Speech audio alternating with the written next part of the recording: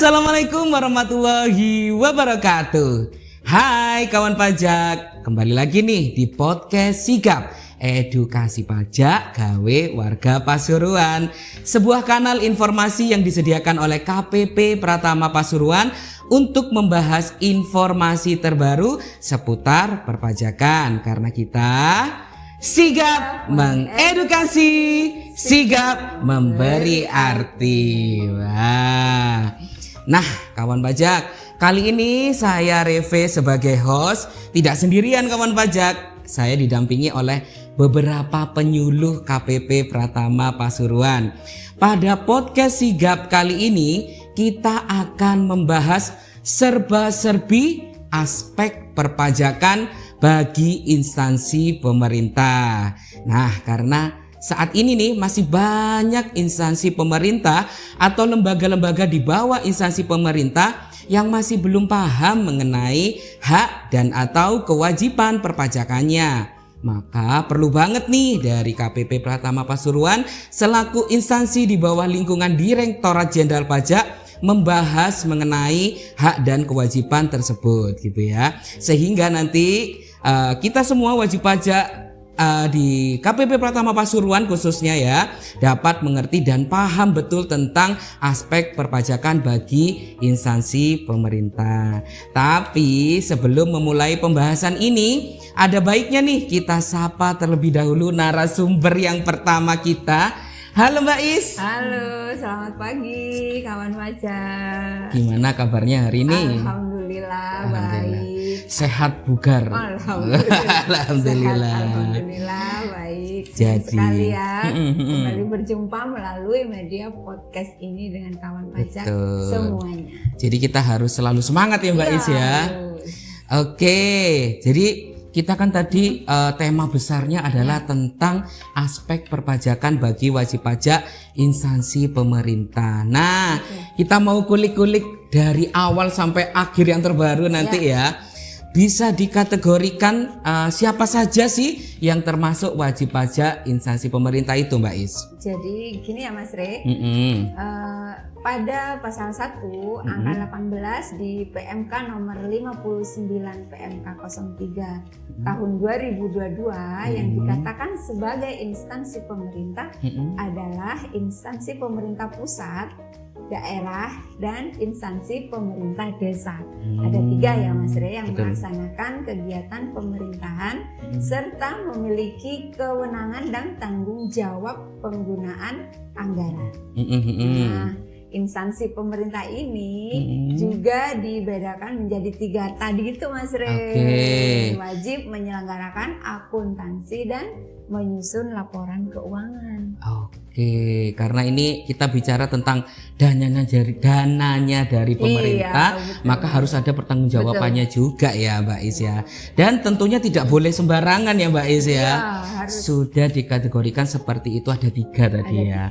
Relate sekali nih dengan beberapa hari ini di Helpdesk gitu ya Mbak Is ya. Lagi rame ya Mas Ria. Lagi rame bunda-bunda, terus bendahara-bendahara instansi pemerintahan, terus wajib pajak lembaga sekolah juga tadi ya, yang konsultasi mengenai kenapa NPWP-nya saat ini tidak dapat digunakan untuk menjalankan kewajiban perpajakannya. Artinya, loh, NPWP ini saya kok dihapus kayak gitu, kenapa kayak gitu ya? Apakah ini yang merupakan salah satu implementasi penerapan NPWP instansi pemerintah itu? Jadi benar sekali Mas Reve, ada beberapa wajib pajak yang datang. Jadi untuk NPWP yang tidak memenuhi kriteria sebagai NPWP instansi pemerintah akan dihapus secara jabatan atau melalui permohonan wajib pajak. Jadi sudah ada ya kawan pajak NPWP yang tidak memenuhi kriteria sebagai NPWP instansi pemerintah yang sudah dihapus secara jabatan oleh kantor pusat. Jadi kayak semacam cleansing gitu. Betul. Ya Mbak Is ya. Jadi kita ambil contoh seperti ini ya Mas Ria. Ada satu lembaga swasta statusnya aktif. Kemudian klasifikasi lapangan usaha tersebut bendahara dan ternyata setelah dicek tidak memenuhi kriteria sebagai NPWP instansi pemerintah. Maka kita sebagai petugas penyuluh pajak mengarahkan wajib pajak tersebut untuk mengajukan permohonan penghapusan NPWP. Jadi kemarin kalau boleh dirangkum sedikit nih kawan pajak, ada instansi pemerintah atau swasta lah katakanlah ya. Itu kayak misalnya SD atau sekolah swasta yang NPWP-nya tiba-tiba nggak bisa dipakai karena pas waktu daftar dulu pakai kategori yang instansi pemerintah. Bendahara ya Mas Rey. Biasanya NPWP dengan 00 di depan. Depannya ada 00 gitu. Nah kemarin pada tahun 2022 sama 2021 itu dihapus. Terus habis itu ya udah kita saranin untuk dilakukan daftar ulang NPWP-nya supaya bisa menjalankan kewajiban perpajakannya lagi ya Mbak Is ya. Nah Mbak Is, instansi pemerintah itu kan sudah dibenahi kan berarti kan saat ini. Terus kewajiban dari instansi pemerintah ini apa saja Mbak Is? Kalau untuk instansi pemerintah itu sendiri ya Mas Ria, kewajiban pajaknya ya berarti? Ya, kewajiban pajak bagi instansi pemerintah itu yang pertama wajib melakukan pemotongan atau pemungutan pajak atas setiap transaksi ya Mas Ria, atas setiap pembayaran objek pemotongan dan pemungutan seperti PPh pasal 4 ayat 2 PPh final ya. Pasal 15, pasal 22 untuk pembelian, pasal 23 untuk jasa, pasal 26 dan pasal 21 serta PPNBM. Oke. Kemudian yang kedua harus membuat bukti pemotongan atau pemotongan tersebut yang sudah dipotong tadi. Kemudian yang ketiga, nah ini harus melaporkan SPT masa unifikasi. Oke, karena apa? Kewajiban seorang bendahara itu belum tuntas kalau belum sampai tahap lapor ya Mbak Is ya. Daftar, hitung, bayarnya sudah, tapi lapornya kadang-kadang ada yang belum nih. Ada yang ketinggalan. Iya, gunanya apa ya supaya kita di Direktorat Jenderal Pajak bisa matching datanya ya. Dari data pembayaran sama data laporannya. Oke Mbak Is. Nah, sekarang kita breakdown satu persatu nih Mbak Is. Bisa tolong dibantu jelaskan pemotongan dan pemungutan untuk objek PPh pasal 4 ayat 2 dulu yang final ya. Jadi untuk objek pemotongan atau pemungutan PPh final ini ada 5 ya Mas Rey, 5 ruang lingkup, yaitu yang pertama persewaan tanah dan atau bangunan. Sewa tanah bangunan. Ya, tarifnya 10% dari jumlah bruto. Ini yang paling gede kayaknya tarifnya ya. 10%. Iya, jadi jumlah bruto ini adalah semua jumlah yang dibayarkan atau yang diakui sebagai utang oleh penyewa dengan nama dan dalam bentuk apapun yang berkaitan dengan tanah dan atau bangunan yang disewa beserta biaya perawatan, biaya pemeliharaan, biaya keamanan, biaya layanan dan fasilitas lainnya, baik yang ada di perjanjian secara terpisah ataupun yang disatukan. Ya, itu kan biasanya kayak ada instansi pemerintah itu belum punya gedung sendiri, makanya sewa gitu ya Mbak Is ya, itu dikenakan ini PPh final yang 10%. Oke, yang kedua Mbak Is. Namun dikecualikan ya Mas Rey. Belum. Ya. Dikecualikan pembayaran atas penggunaan jasa pelayanan, penginapan serta akomodasinya karena itu termasuk dalam pajak daerah. Dia sudah termasuk ke kategori pajak daerah. Sedangkan yang PPh final tadi yang kita kelola PPh masuk pajak pusat. Iya. Oke, lanjut. Kedua, pengalihan hak atas tanah dan atau bangunan. Nah, itu ada 3 tarif Mas Rey. Tarif 0% apabila pengalihan hak kepada pemerintah, BUMN dan BUMD. Kemudian 1% apabila pengalihannya berupa rumah sederhana dan rumah susun sederhana yang dilakukan oleh BP yang usaha pokoknya melakukan pengalihan hak atas tanah dan bangunan. Kemudian ada tarif yang ketiga 2,5% selain pengalihan berupa rumah sederhana dan rumah susun sederhana. Oke, berarti ini harus cermat dalam mengkategorikan tarifnya ya Mbak Is ya. Tarifnya gimana Mbak Is? Jadi itu tadi yang ada 3 itu tadi. Tarifnya ada 3 yang dikatakan sebagai nilai pengalihan adalah nilai berdasarkan keputusan pejabat yang berwenang. Oke, sekarang kita bicara nilainya berarti. Iya, betul. Nilainya. Nah, kemudian nilai menurut risalah lelang dan nilai yang seharusnya diterima atau diperoleh dalam hal pengalihan hak atas tanah dan atau bangunan dilakukan melalui jual beli yang dipengaruhi oleh hubungan istimewa selain pengalihan tersebut di atas. Oke, lanjut. Kemudian nilai yang sesungguhnya diterima atau diperoleh dalam hal pengalihan hak atas tanah dan atau bangunan dilakukan melalui jual beli yang tidak dipengaruhi hubungan istimewa. Kemudian nilai yang seharusnya diterima atau diperoleh berdasarkan harga pasar dalam hal pengalihan hak atas tanah dan atau bangunan dilakukan melalui tukar menukar, pelepasan hak, penyerahan hak, hibah, waris atau cara lain yang telah disepakati antara para pihak. Oke, jadi ini ada 5 yang dikategorikan nilainya terkait dengan pengalihan hak atas tanah dan bangunan. Oke. Kemudian ada juga jasa konstruksi ya Mas Rey untuk PPh final. PPh finalnya untuk jasa jaskon. Nah, itu dia tarif baru ini berlaku dari 21 Februari 2022. Oh, ada tarif barunya ya, kemarin sempat ada perubahan. Oke. Jadi yang ada 3 ya Mas Rey, jasa konsultasi konstruksi, ada jasa pekerjaan konstruksi dan ada jasa pekerjaan konstruksi terintegrasi. Nah, itu tarifnya juga berbeda-beda. Macam-macam. Bisa dikasih contoh Mbak Is mungkin untuk yang jasa konsultasi konstruksi, jadi, perbedaannya tarifnya kan berarti? Iya, jadi antara jasa konsultasi tadi itu tarifnya berbeda-beda ya, pajak. Jadi misalnya nih jasa konsultasi konstruksi yang bersertifikat kompetensi kerja untuk usaha OP itu tarif lama 4%, tarif baru 3,5%. Oh, turun berarti, turun 0,5% ya. Jadi tarifnya ini turun Mas Rey. Ada yang turun, ada yang tetap gitu ya. Betul. Kemudian kalau untuk badan usaha sama tarifnya dengan orang pribadi. Kalau tidak bersertifikat itu tarifnya 6%, tetap ya Mas Rey ya. Iya betul. Kemarin tidak berubah. Sempet nih saya pas waktu jaga WA gitu ya, konsultasi WA, ada yang tanya ini gitu Mbak Is. Wah, ini aku masuk kategori yang mana ya Mas ya, kayak gitu. Ya kita lihat aja dia termasuk yang bersertifikat atau enggak gitu. Dia pekerjaannya termasuk konsultasi tok apa sekalian pekerjaannya kayak gitu. Jadi sudah ada tarif-tarifnya yang secara rigid sudah diatur sama undang-undang ya Mbak Is ya. Oke, lanjut lagi, mungkin ada kategori PPh final 4 ayat 2 lagi Mbak Is. Oke, ada hadiah undian Mas Rey. Nah, apabila kawan pajak menerima hadiah undian yang ikut undian nih ya, tarifnya itu ada 25%. Wah, ternyata ada yang lebih gede dari yang 10% tadi ya. Ini 25% dari jumlah bruto hadiahnya.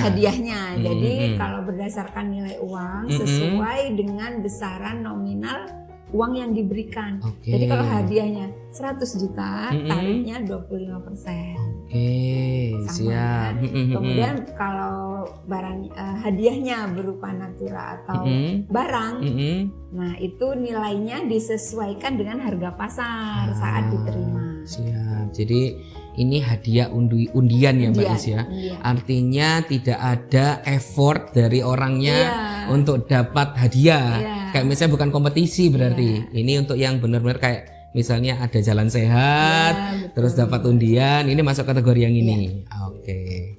Nah Mbak Is, tadi kan udah disebutin ini ada 4 objek pajak yang termasuk PPh final 4 ayat 2 ya. Masih ada lagi nggak Mbak Is? Ada. Yang kelima transaksi. Yang kelima, yang terakhir ya Mbak Is ya. Jadi transaksi dengan wajib pajak UMKM.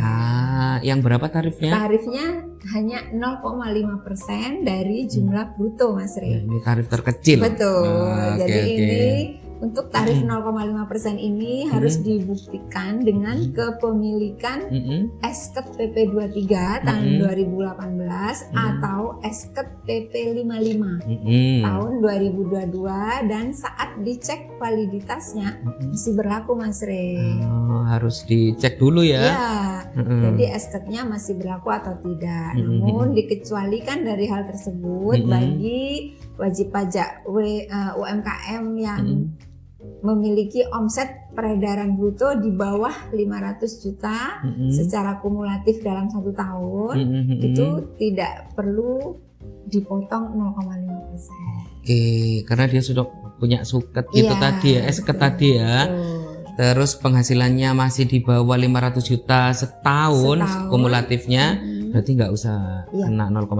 Menggunakan surat, tapi SK tersebut Mas Re harus dilampirkan dan membuat surat pernyataan sesuai dengan PMK 164 tahun 2023. Oke, itu wajib banget ya, harus dilampiri. Jadi harus dirinci di peredaran bruto sesuai surat pernyataan itu ya, sesuai dengan PMK 164 2023. Iya.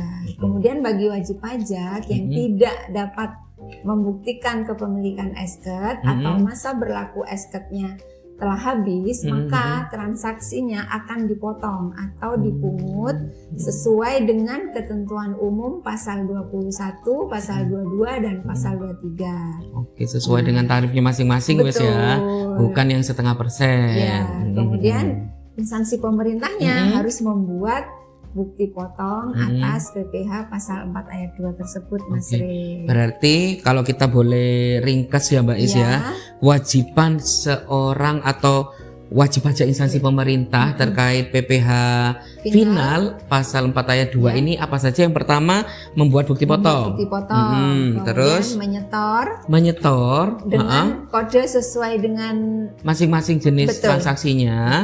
Itu atas nama siapa aja Mbak Is? Jadi kalau untuk jasa konstruksi itu menggunakan nama instansi pemerintah, kemudian jasa hadiah. Kalau hadiah itu menggunakan instansi pemerintah. Sama instansi pemerintah. UMKM ini menggunakan instansi pemerintah.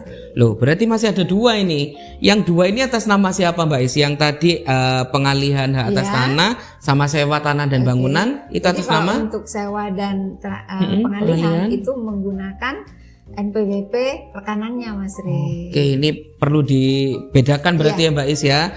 Yang pengalihan hak atas tanah sama sewa ini pakai rekanan, hadiah, terus jaskon, sama UMKM pakai NPWP-nya instansi pemerintah. Nah, itu ruang lingkupnya berarti ada 5 itu ya Mbak Is ya. Lumayan juga ya. Nah, ini ada sedikit perbedaan berarti ya dalam penamaan SSP-nya. Dan jangan lupa juga Mas Re, lapor untuk SPT masa unifikasinya. Oh iya, jelas itu harus ya sebagai pertanggungjawaban telah membuat bukti potong, telah membayarkan pajaknya, baru lapor terakhir ya. Nah, Mbak Is itu tadi yang 4 ayat 2 ya, final ya. Sekarang kita akan bicara tentang PPh pasal 15. Seperti apa Mbak Is? Benar Mas Re. Jadi untuk pasal 15 ini sedikit tricky ya untuk mengingat atau menghafal penamaan pada SSP-nya.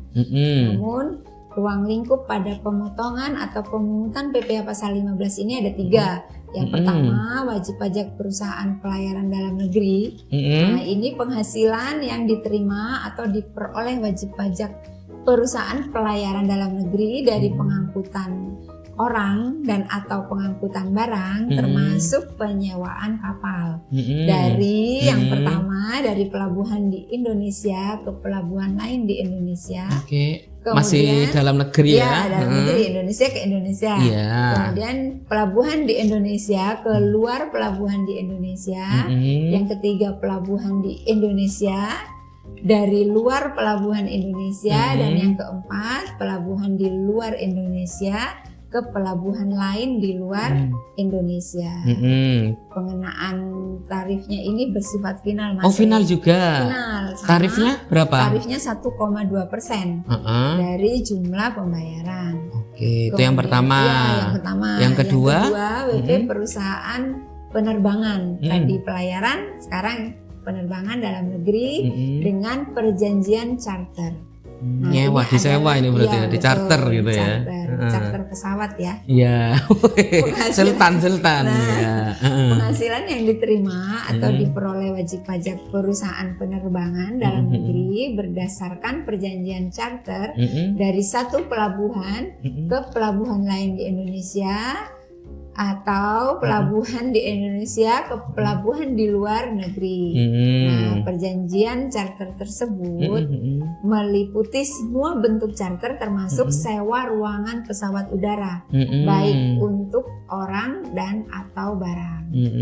Tapi ini pengenaannya tidak final. Loh, beda berarti ya. Beda dengan pelayaran tadi final, penerbangan ini tidak final dan tarifnya 1,8%. Beda juga tarifnya. Dari jumlah pembayaran. 1,8% dari jumlah pembayarannya. Oke, ada lagi? Yang ketiga. Perusahaan pelayaran 28 atau penerbangan luar negeri yang menyelenggarakan BUT, Badan Usaha Tetap.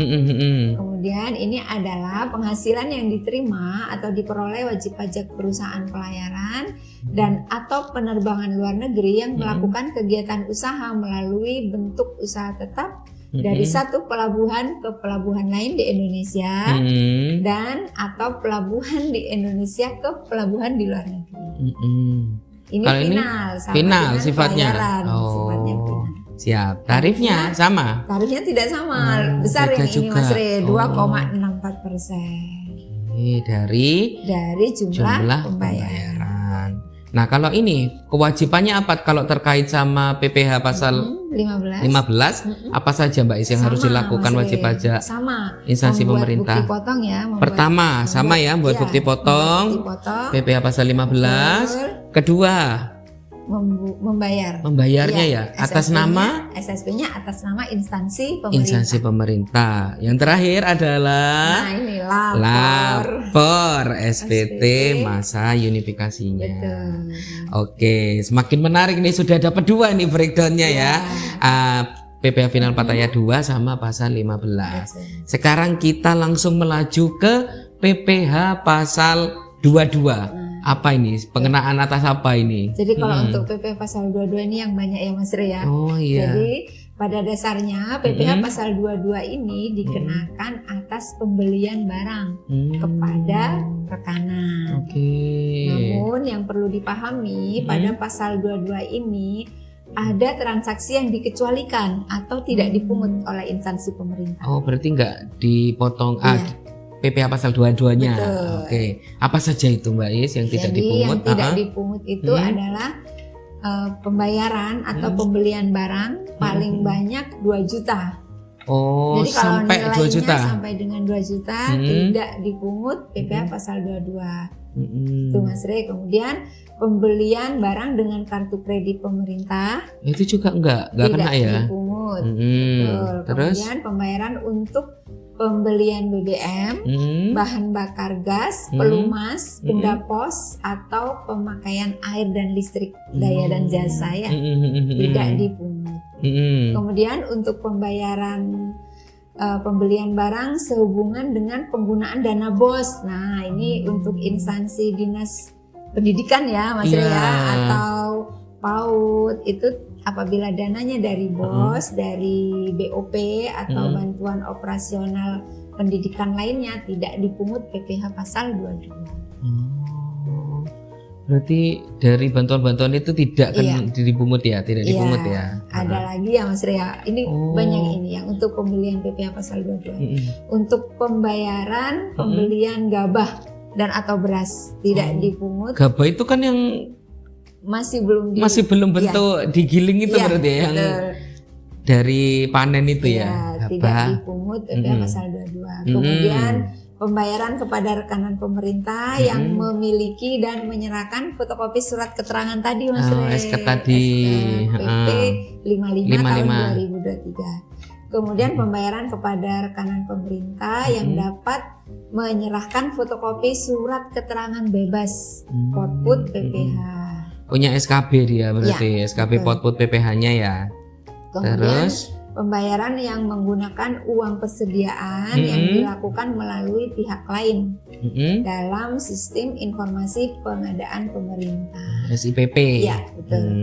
Oke, tarifnya berapa Mbak Is? Untuk tarifnya 1,5%. 1,5%. Ini bendara-bendara udah hafal. Iya, dari harga pembelian ya. Pembelian. Oke, jadi Tapi dari ada yang lebih tinggi Mas Rey. Ada yang lebih Ya, tinggi? kalau rekanannya tidak ber-NPWP. Nah, itu kawan pajak, wajib pajak instansi pemerintah. Tipsnya kalau nyari rekanan gitu ya, cari yang ber-NPWP Iya. supaya tarifnya tarif normal Iya, 1,5%, bukan yang tarif lebih tinggi yang 3% Iya. gitu ya. Nah, Terus untuk kewajibannya Mbak Is? ya, untuk pemungutan PPh pasal 22 ini sama Mas Rey, kewajiban instansi pemerintahnya adalah membuat bukti foto, kemudian SSP-nya pembayaran pembayarannya pajaknya menggunakan NPWP rekanan. Kalau untuk pasal 22, Oh iya, karena ini pertanggung jawabannya Betul.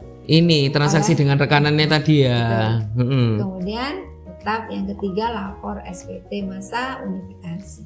Oke, berarti kalau enggak punya NPWP ya wes langsung pakai 3% gitu ya. 100% lebih tinggi. Oke, berarti ini sangat mudah diingat ya berarti ya Mbak Is ya. Tinggal 3 objek pajak lagi nih. Wah.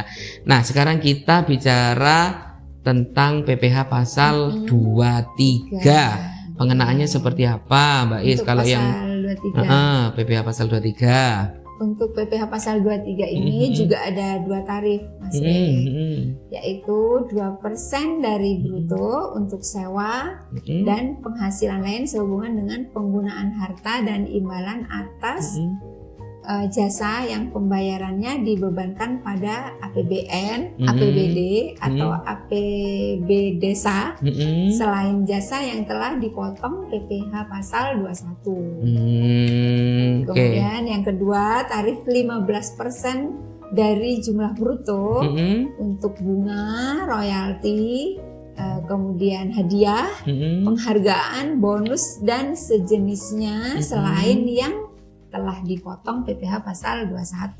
Oke. Jadi sama seperti PPh pasal 22 ya. Pasal 23 juga apabila rekanannya tidak memiliki NPWP maka pemotongan pemungutannya 100% lebih tinggi. Wah, ini perlu dicamkan nih kawan pajak ya. Itu pengaturannya memang rigid sekali ya, per jenis pajaknya itu memang diatur. Dia itu setornya pakai NPWP-nya rekanan atau instansi pemerintah kayak gitu. Terus tarifnya juga disesuaikan per jenis pajak beda-beda kayak gitu ya. Nah, perlu memang ya perhatian khusus ini untuk teman-teman di instansi pemerintah karena banyak tarif yang berbeda itu tadi ya Mbak Is ya di setiap transaksinya ya. Nah, untuk 2 pasal terakhir ini Mbak Is ya, seperti apa pengenaannya? Mungkin PPh pasal 26 dulu. Oke. Iya. Untuk PPh pasal 26 ini dikenakan bagi wajib pajak luar negeri. WNA. WNA, Iya. wajib pajak luar negeri selain BUT di Indonesia yang menerima atau memperoleh penghasilan seperti yang pertama bunga termasuk premium, diskonto atau imbalan sehubungan dengan jaminan pengembalian utang. Kemudian yang kedua royalti, sewa dan penghasilan lain sehubungan dengan penggunaan harta. Kemudian imbalan sehubungan dengan jasa, pekerjaan, kegiatan dan atau hadiah serta penghargaan. Oke, kalau yang dalam negeri tadi yang PPh pasal 23 ya. Tapi kalau yang WPLN luar negeri 26 ini. Pakai pasal 26. Oke. Nah, Mbak Is, kalau tadi kan yang wajib pajak dalam negeri kan itu pakai esket ya. Kalau wajib pajak luar negeri apa harus dibuktikan juga Mbak Is? Ada pembuktiannya juga? Iya, untuk wajib pajak luar negeri Mas Rey itu harus punya ini surat keterangan domisili wajib pajak luar negeri yang masih berlaku. Nah, ini agar pengenaan tarifnya sesuai dengan tarif P3B, yaitu persetujuan penghindaran pajak berganda. Oh, ini hasil kerjasama antar negara itu ya, betul. Supaya tidak ganda, tidak double pengenaan pajaknya. Nah, tapi bagi WP luar negeri yang tidak memiliki SKD akan dikenakan tarif 20%. Oh, kalau punya SKD itu pakai tarif yang P3B tadi. Betul. Kalau nggak punya SKD 20%. 20%. Oke. Terus kewajiban wajib pajak instansi pemerintahnya apa saja berarti? Tetap harus membuat bukti potong, Bukti PPh potong. pasal 26, membayarkannya. Bayar tetap ya. Menggunakan Atas nama SSP atas nama IP. Instansi pemerintah. Kemudian melaporkan SPT masa unifikasinya. Oke, jadi beraneka ragam juga ya Mbak Is ya. Memang banyak yang harus dipahami oleh wajib pajak instansi pemerintah ini. Tapi jangan khawatir kawan pajak ya, bagi wajib pajak instansi pemerintah boleh banget kalau misalnya ada kendala, ada yang ingin ditanyakan, boleh banget hubungin kita atau misalnya mau tulis di kolom komentar di bawah boleh juga. Wah, memang banyak ya Mbak Is ya ragamnya ya, dan memang ini harus dipahami betul nih oleh wajib pajak instansi pemerintah. Nah, Mbak Is udah dapat jatahnya menyampaikan informasinya sampai di sini dulu ya. Nah, kita akan ganti pemain nih ya. Kita akan serahkan ke narasumber yang berikutnya ya Mbak Is ya. Terima kasih ya Mbak Is ya sudah memberikan informasi tentang perpajakan instansi pemerintah. Nah, kawan pajak, itu tadi kita sudah sama Mbak Is ya sebagai narasumber pertama ya. Sudah muncul di sini narasumber yang kedua. Ada Kak Indah ini ya. Iya betul. Halo kawan pajak. Gimana kabarnya Kak Indah? Baik Kak Revi. Oke, langsung gas ini, lanjut. Oke, siap. Nah, Mbak Indah tadi kan kita sudah dikasih tahu atau diberikan informasi sama Mbak Is itu tentang pengenaan pajaknya untuk yang PPh pasal 15, PPh pasal 22, PPh final 4 ayat 2. Mau lanjut di PPh pasal 21 sekarang. Gimana Mbak Indah? Iya, untuk ini Kak Revi, PPh pasal 21 itu per Januari 2024 terdapat perubahan skema perhitungan. Iya, jadi dampaknya itu akan ada perubahan pengenaan tarif untuk per bulan dari Januari sampai November. Bentar. PPh pasal 21 itu tentang apa, Mbak Indah? PPh pasal 21 itu tentang penghasilan yang dibayarkan ke orang pribadi, baik sebagai upah, gaji, tunjangan, ataupun imbalan. Semua itu apapun bentuknya penghasilan yang diterima ke orang pribadi. Seperti itu, Kak Revi. Gimana tadi pengaturannya ada yang baru nih tadi? Pengaturannya ada yang baru per 1 Januari 2024 terkait perubahan skema perhitungan yang akhirnya berdampak ke perubahan tarif perhitungan per bulannya dari Januari sampai November. Iya. Desembernya kok kancerit, kenapa Mbak Indah? Karena nanti di Desember akan disesuaikan lagi. Disesuaikan lagi. Seperti itu. Jadi untuk yang Desember penghitungannya sesuai yang kayak tahun lalu ya? Sama seperti tahun lalu di Desember disesuaikan lagi. Nah, itu aturannya itu terbit di akhir Desember Kak Revi yang mulai berlaku di 1 Januari 2024 dengan terbitnya PP 58 tahun 2023 dan juga PMK 168 tahun 2023. Nah, itu akan muncul istilah baru namanya tarif TER Kak Revi. TER. Tarif efektif rata-rata bulanan. Tarif efektif rata-rata. Nah, ada yang bulanan, ada yang harian. Boleh dong diceritakan apa ini bedanya? Sebenarnya rinciannya banyak Kak Revi, tapi kita coba ulas poin pentingnya aja ya Kak Revi ya. Untuk TER bulanan sendiri itu dibagi menjadi 3. Ada TER A, TER B, dan juga TER C. Nah, dari masing-masing TER ini sebenarnya yang diperhitungkan itu dari penghasilan bruto, rank penghasilan bruto, dan juga dari status PTKP-nya Kak Revi. Penghasilan tidak kena pajaknya. Betul. Jadi kalau untuk TER A nih Kak Revi dikhususkan untuk PTKP TK0 dengan jumlah penghasilan PTKP-nya 54 juta dan juga TK1 dan juga K0 PTKP-nya 58 juta 500 per tahun. Setahunnya ya. Iya betul. Ya. Nah, berarti ini golongan yang 50 jutaan yang TER A ya. Oke. Kalau untuk TER B itu untuk PTKP dengan status TK2, K1, TK3 dan juga K2 Oh, itu berarti di lapisan 60 PTKP jutaan. 60 jutaan. 60 jutaan. Kemudian Terus? yang Ter C itu khusus untuk PTKP Mm-mm. dengan status K3. Jadi ini sebenarnya gampang ya Kak Indah ya, tambah simple gitu ya. Iya betul. Kalau dulu kita harus ngitung setahun disetahunkan dulu, kalau sekarang basisnya per bulanan ya Iya, bulanan. betul. Tarifnya tinggal dikalikan sama itu tadi tarifnya Iya, per range tarifnya. penerimaan penghasilan brutonya ya. Betul. Mm-mm. Dan yang lebih simpelnya lagi Kak Mm-mm. Refe, Mm-mm. itu kalau wajib pajak sudah pernah nyoba ya harusnya sudah ya karena kan berlaku Mm-mm. mulai Januari itu tinggal memasukkan data penghasilan, Mm-mm. jenis PTKP-nya, Mm-mm. ada namanya kalkulator pajak Kak Refe. Oh, Jadi tinggal Mm-mm. hitung. itu resmi ya? Resmi ya? Di Mm. DJP online kita ketika membuat bukti foto. Mm-mm. Klik hitung itu akan Mm-mm. otomatis muncul. Oh, berarti nggak usah ngapalin tabelnya. Jadi tinggal masuk di kalkulator.pajak.go.id ya. Di bukti potongnya sudah ada Kak Revi. Oh, sudah ada di Iya, situ. Jadi tadi Mm-mm. tinggal masukkan Mm-mm. penghasilan brutonya 1 bulan berapa, Mm-mm. PTKP-nya apa, Mm-mm. klik hitung sudah otomatis terhitung sendiri pajaknya berapa. Gampang banget ya Gampang jadinya banget, ya. iya. Oke, lanjut dari ter bulanan berarti yang kategori B ter harian. Per harian. Per Gimana? harian itu sama juga sesuai dengan penghasilan bruto 1 hariannya berapa. Mm-mm. Kalau di bawah atau sama dengan 450.000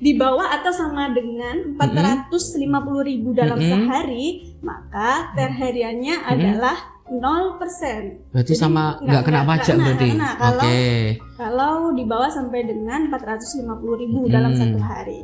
Tapi kalau range-nya itu lebih dari 450 sampai dengan 2,5 juta, Mm-mm. maka per hariannya ada 100% dari penghasilan brutonya. Ah, berarti cuma dua ini ya pengelompokannya ya. Ya, tadi Kak Reve ya yang perlu ditekankan bahwa tarif ter ini diberlakukan untuk masa pajak Januari sampai dengan November. Khusus. Berarti masa pajak terakhir Iya. sebelum apa ya Desember gitu ya. Terus Sedangkan untuk masa pajak Desember Kak Reve akan dikenakan sesuai dengan tarif pasal 17 ayat 1 huruf A Undang-Undang PPH. Artinya nanti di masa pajak Desember akan dihitung kembali berapa sih penghasilan dalam 1 tahun, terus disesuaikan lagi sama tarif sesuai pasal 17 tersebut. Oke, jadi Hitung bedanya kalau tahun lalu itu langsung dihajar tarif pasal 17 terus dibagi 12. Ya, proporsi. Kalau yang baru ini Januari sampai Novembernya pakai ter, Desembernya tetap pakai yang tahun lalu untuk penyesuaiannya. Iya, betul. Jadi basically atau pada dasarnya ya pengenaannya juga sama sebenarnya sama, ya. hanya skema perhitungan Teknisnya ya sama skemanya ya. Oke. Jadi di sini kan ternyata tarif PPh pasal 21 itu berbeda dengan aturan sebelumnya gitu ya. Betul. Apakah ada nih aturan petunjuk pelaksanaan untuk PPh pasal 21 ini Kak Indah? Ya, jelas ada petunjuknya Kak Reve, yaitu ada di aturan petunjuk pelaksanaan PPh pasal 21 ini. Ada di per 5 garing PIG garing 2024 yang membahas tentang perubahan atas peraturan Direktorat Jenderal Pajak nomor per 17 tahun 2021 tentang bentuk dan tata cara pembuatan bukti pemotongan dan atau pemungutan pajak serta bentuk, isi, tata cara pengisian dan penyampaian surat pemberitahuan masa Kak Reve bagi instansi pemerintah. Nah, akhirnya Kak Reve karena ada aturan baru yang terbit, nah itu untuk menyempurnakan aturan yang telah terbit sebelumnya yaitu per 17. Dan diingat kembali bahwa per 17 tahun 2021 ini merupakan aturan dasar mengenai implementasi SPT unifikasi bagi instansi pemerintah yang berlaku sejak September 2021. Wih, ternyata lumayan agak lama juga ya September 2021 itu titik awal pakai SPT unifikasi instansi pemerintah ya. Betul, Kak Reve. Sesuai dengan per 17 tahun 2021.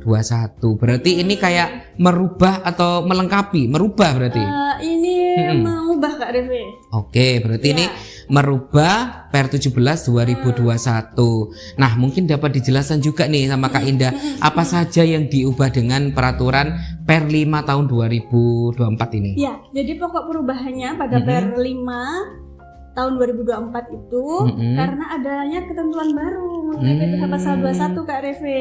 Yang tadi karena ada terbitnya peraturan pemerintah nomor 58 tahun 2023 dan juga PMK 168 tahun 2023, maka perlulah dilakukan penyesuaian bentuk formulir untuk mengadopsi kebutuhan yang terdapat pada dua dasar hukum tadi, yaitu PP 58 dan PMK 164. Berarti karena sudah ada gitu tadi, tarif yang baru tadi gitu ya.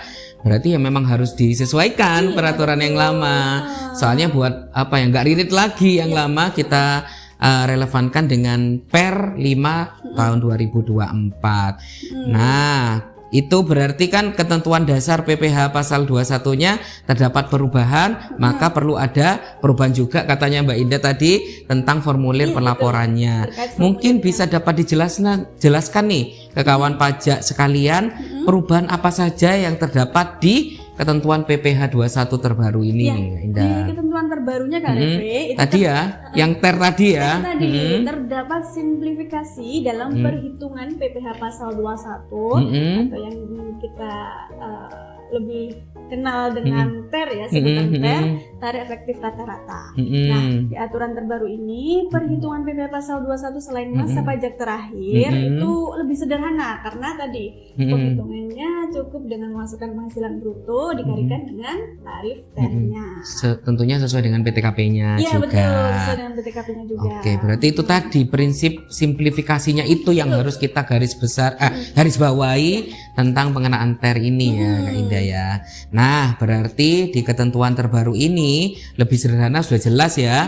Untuk penentuan TER-nya itu bagaimana tadi? Mungkin bisa di-spill lagi nih Kak Indah. Iya, betul. Jadi untuk penentuan tarif efektif rata-rata itu disesuaikan dengan PTKP masing-masing pegawai yang bersangkutan dan juga tentunya sesuai dengan penghasilan bruto yang diterima oleh pegawai tersebut dalam bulan yang bersangkutan. Iya, kita bicara TER bulanan itu tadi ya. Jadi nanti setelah PTKP diketahui, jumlah penghasilannya juga sudah diketahui, tinggal disesuaikan dengan tarif TER yang ada di tabel-tabelnya itu tadi. 58 tahun 2023. Oke, berarti benar banget itu lebih sederhana.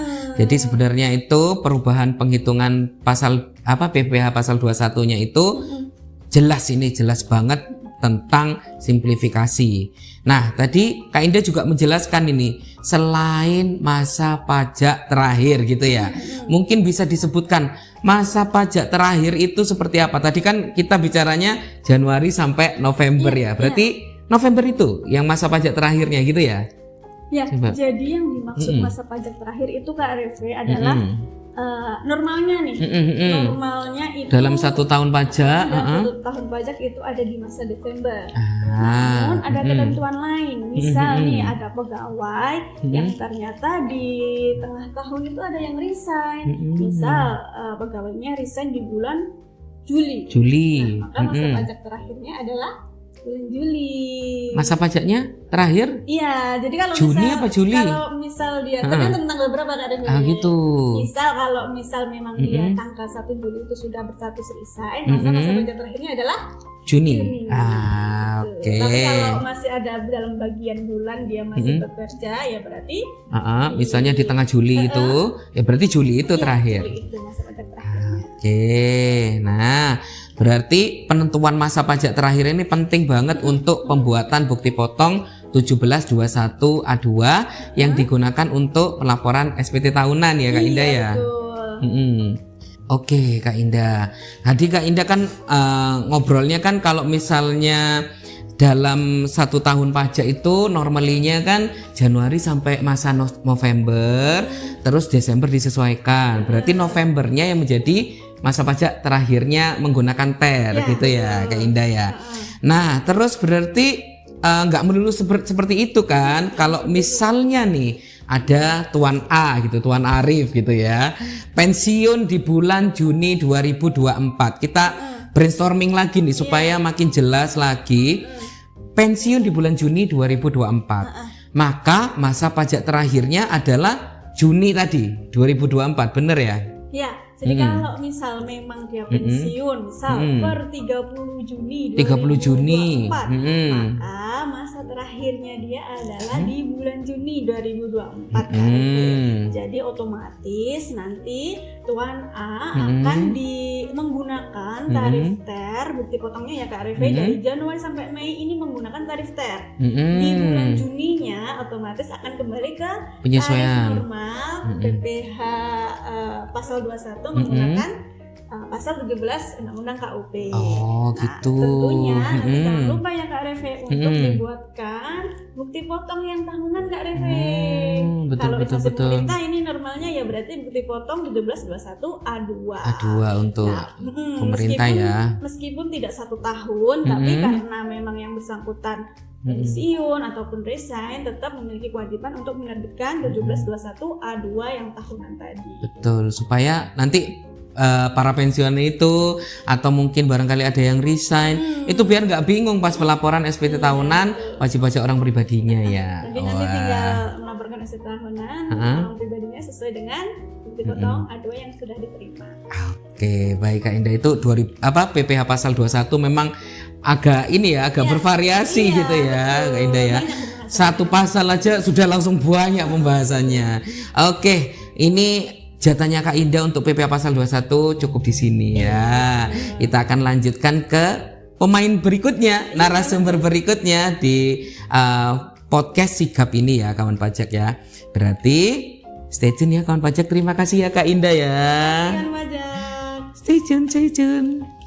Nah Kak Marsi, tadi kan Kak Indah sudah bahas tentang PPh pasal 21-nya gitu ya. Nah itu tadi kan sudah ada TER gitu ya, terus habis itu ada masa pajak terakhir istilahnya gitu ya. Nah ini Kak Marsi mungkin bisa menambahkan hal baru apa lagi yang bisa diinformasikan ke kawan pajak instansi pemerintah. Nah di sini kawan pajak khususnya instansi pemerintah di Per 5 tahun 2024 ini ada terdapat penambahan bukti potong baru nih Kak Refe. Nah, bukti potong di sini yaitu bukti potong PPh pasal 21 bulanan, yaitu formulir 1721 A3 Kak Refe. Kan umumnya kita cuma tahu A1 sama A2. Ini baru Ini berarti baru. ya. Nah, ini yang dibuat setiap masa pajak selain masa pajak terakhir. Tuh.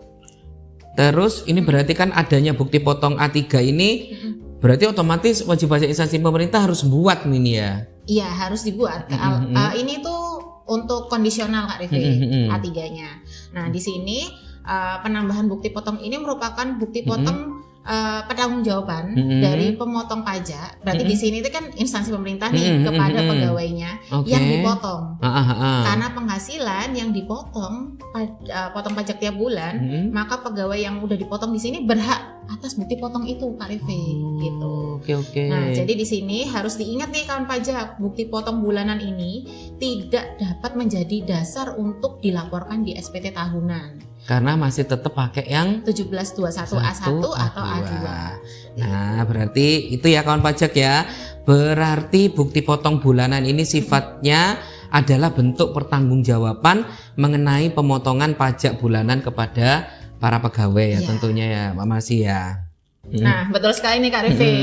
Hal baru di sini itu ada aturan baru nih, yaitu aturan terdapat penegasan terhadap perhitungan PPh pasal 21 dalam hal terdapat pegawai non PNS. Non PNS. Ya, non PNS yang menerima penghasilan dengan PPh yang ditanggung oleh pemerintah dan PPh yang tidak ditanggung oleh pemerintah. DTP sama yang non DTP. Nah, pegawai non PNS itu seperti apa, Kak Marsi? Jadi misalnya di suatu instansi pemerintah ini terdapat pegawai non PNS, seperti pegawai P3K atau pegawai PPNPN, di mana atas penghasilan mereka umumnya pajaknya kan non DTP ya, tidak ditanggung pemerintah. Maka atas penghasilan mereka dipotong pajak tanpa ditanggung pemerintah. Nah, namun misalnya atas pegawai P3 di sini tersebut menerima penghasilan yang ditanggung pemerintah seperti gaji 13 atau THR, maka di Per 05 ini diatur cara perhitungannya. Nah, misalnya seperti ini nih Kak Refe dan kawan pajak. seperti bulan April kemarin nih, kan terdapat P3K yang menerima penghasilan seperti THR.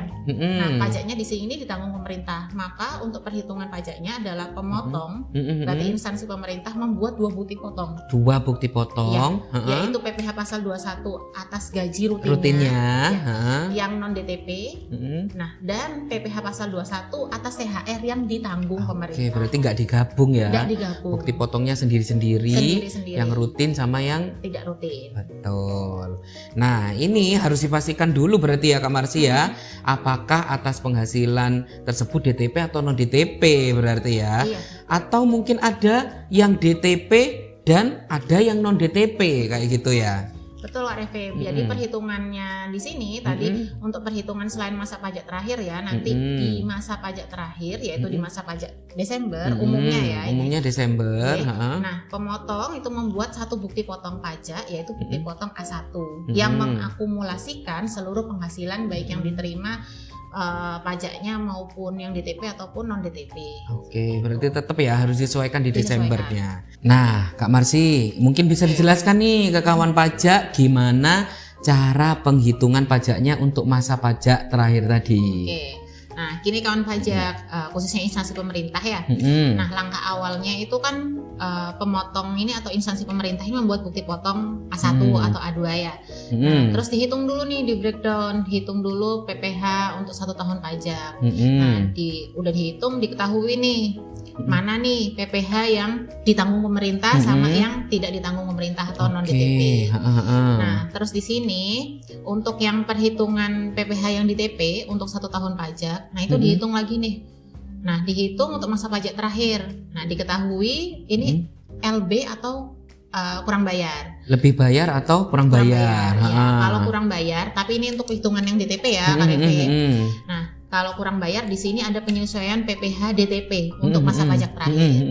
Nah, kalau diketahui ini LB, karena PPh DTP-nya ini, berarti LB ini tidak bisa dikembalikan ke pegawai, karena kan ditanggung sama pemerintah. Oke, kalau KB berarti? Nah, kalau KB berarti ada penyesuaian DTP-nya untuk masa pajak terakhir. Oke.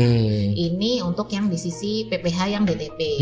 Kalau PPh yang non DTP berarti di sini pegawainya bayar ya, karena nggak ditanggung. Nah, itu dihitung nih PPh non DTP-nya untuk masa pajak terakhir itu berapa. Di total PPh non DTP yang sudah dipotong dikurangi. Nah, kalau diketahui kurang bayar atau lebih bayar. Nah, kalau kurang bayar berarti di sini PPh dipotong di masa pajak terakhir, berarti bayar nih. Nah, kalau lebih bayar, lebih bayarnya ini dikembalikan dengan mengkompensasikan ke masa pajak selanjutnya. Oke. Berarti jelas ya ada perbedaannya antara penghitungan yang DTP sama yang non DTP. Bedanya kalau kalau lebih bayar ya, lebih bayar kalau ini dikembalikan melalui kompensasi. Kalau yang DTP? Kalau yang non DTP dikembalikan. Kalau yang DTP kan udah nggak bayar, masa dikembalikan? Berarti udah nggak dikembalikan. Oke, siap. Jadi ini akan mempengaruhi penghitungan dan pembuatan bukti potong tahunannya tentunya ya. Nah, ini berlaku sejak kapan, Marsy? Nah, ini berlaku efektifnya itu sejak masa Juni 2024. Oh, di bulan Juni ini 2024. Wah, itu sudah detail sekali ya penghitungan untuk PPh pasal 21. Nah, bagaimana dengan PPN atau PPNBM-nya sekarang? Nah, di sini untuk PPN-BM-nya itu ada 2 tarif nih Kak Reve. Yang pertama tarif yang umum 11% yang mulai berlaku sejak 1 April 2022 dan PPN dengan besaran tertentu. Besaran tertentu ini misalnya ada penyerahan pertanian, kan dia tarifnya 1,1 dari DPP-nya. Oh iya, Kak Reve, di sini ada PPN juga yang tidak dipungut nih. Apa saja itu? Di sini ada yang pertama yaitu pembayaran yang jumlahnya paling banyak itu 2 juta. Dan bukan penyerahan atau pembayaran yang dipecah-pecah. Sama kayak yang PPh pasal 22. Terus yang kedua di sini pembayaran menggunakan kartu kredit pemerintah. Terus yang ketiga di sini pembayaran untuk pengadaan tanah. Oh, juga tidak dipungut ya? Tidak dipungut juga. Terus yang keempat di sini adalah pembayaran atas penyerahan BBM dan BBM bukan minyak. oleh Pertamina dan atau anak perusahaannya seperti Patra Niaga, terus Pertamina Internasional atau Elnusa. Terus yang keempat di sini pembayaran atas penyerahan jasa telekomunikasi oleh perusahaan telekomunikasi. Ya. Terus yang keenam di sini ada pembayaran atas jasa angkutan udara. Angkutan udara ya, yang diserahkan oleh perusahaan penerbangan. Terus yang ketujuh di sini pembayaran atas penyerahan BKP atau JKP yang ada fasilitas nih. Fasilitas PPN tidak dipungut atau dibebaskan dari pengenaan PPN. Terus yang kedelapan yang terakhir ini pembayaran dengan mekanisme uang persediaan. UP. Nah, jadi itu tadi jenisnya ya, berarti PPN ada yang dipungut sama yang tidak dipungut. Nah, sekarang kewajibannya wajib pajak instansi pemerintah terkait PPN ini. Nah, ini sama seperti PPH kawan pajak. Yang pertama itu tetap harus membuat bukti pungut PPN. Terus yang kedua di sini harus bayar pajaknya, SSP-nya tadi ya, itu atas nama instansi pemerintah. Instansi pemerintah. Ya. Terus yang terakhir ini harus dilaporkan di SPT masa unifikasi. Nah itu tadi dari spill ya, cara harus lapor SPT masa unifikasi. Bagaimana nih, bisa dijelaskan secara singkat cara lapornya, Kak Marsi? Nah, pertama di sini kawan pajak itu harus punya EVIN dulu nih. Punya EVIN itu udah jelas ya. Jelas harus punya EVIN. Yang kedua di sini sertifikat digital atau sertifikat elektronik. Sertifikat digital atau sertel itu ya biasanya itu, ya. Nah, itu ada masa berlakunya, Mas? Iya, ada masa berlakunya itu 2 tahun kawan pajak. Jadi setiap 2 tahun kawan pajak harus melakukan perpanjangan sertifikat elektronik. Berarti sama kayak sertifikat elektroniknya badan gitu ya, PKP itu ya. Harus diperpanjang setelah 2 tahun gitu. Jadi yang harus datang ke sini itu bendahara atau KPA-nya gitu ya, sesuai dengan SK penunjukan. Nah, sudah lengkap banget nih Marsi ya. Jadi monggo banget nanti kalau misalnya ada wajib pajak instansi pemerintah yang bingung atau misalnya masih ragu atau mungkin baru kemarin nih ditunjuk sebagai bendahara gitu ya, bisa boleh banget langsung datang aja ke KPP Pratama Pasuruan, ketemu kita di helpdesk nanti ya. Nanti diajarin cara lapornya, cara hitungnya gitu ya, boleh banget. Atau kalau misalnya mau lewat media sosial bisa banget di Instagram, terus di Twitter atau X Pajak Pasuruan username-nya gitu ya. Terus KPP Pratama Pasuruan untuk Facebook dan YouTube-nya ini. Terus di TikTok juga ada Pajak Pasuruan. Nah, kalau lewat live chat WA ada juga ya, Marsi ya. Di nomor 0819 624 624. Sekali lagi 0819 624 624. Monggo kawan pajak kalau misalnya mau datang mau live chat WA boleh. Mau DM sosial media kita boleh banget. Hari kerja dan jam kerja hari Senin sampai Jumat pukul 8 sampai pukul 4 sore. 4 sore gitu ya kawan pajak. Oke kawan pajak, tidak terasa kita sudah ada di penghujung acara nih ya Kak Marsi ya. Terima kasih telah menaruh perhatian khusus nih untuk Sigap, podcast Sigap pada kesempatan kali ini. Semoga dapat menambah wawasan bagi wajib pajak khususnya instansi pemerintah.